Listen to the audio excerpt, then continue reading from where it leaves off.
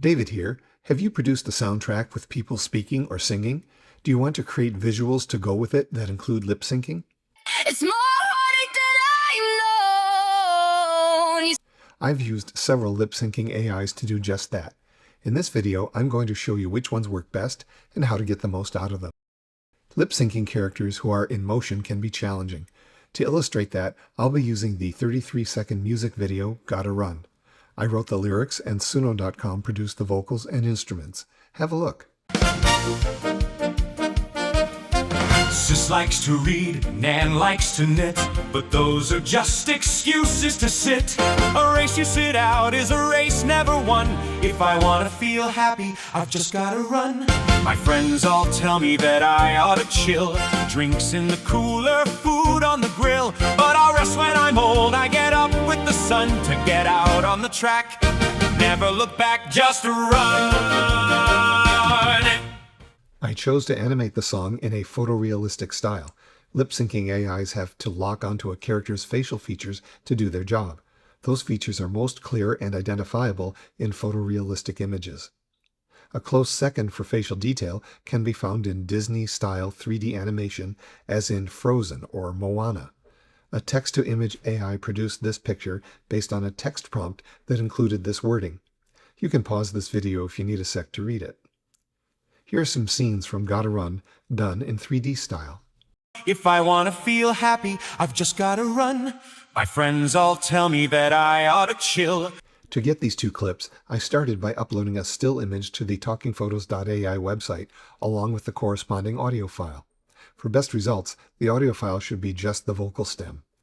In addition to lip syncing, Talking Photos makes choices on its own about the character's gestures and micro-expressions.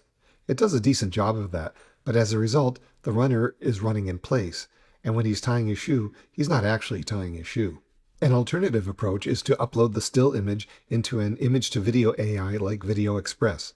Enter a text prompt about what sort of motion you want to see in the video. VideoExpress will generate a video up to 8 seconds long. Then upload the video clip plus the associated vocal clip to the PixBim lip sync AI. This AI has a one-time purchase price and thereafter runs locally on your PC. Here are the clips it produced. If I want to feel happy, I've just gotta run. My friends all tell me that I ought to chill. The hardest visual style to lip sync is anime. That's because anime characters often have only minimal facial features. For example, here's a still image of the runner in anime style. You can see that his mouth is little more than a line. If you're going to lip sync in anime style, ask your text-to-image AI to draw the nose and mouth in more detail. I used a lip syncing AI called LatentSync on a couple anime clips. LatentSync needs to run on a powerful computer with its own discrete graphics card. As with PixBim, you can input a video, not just a still image.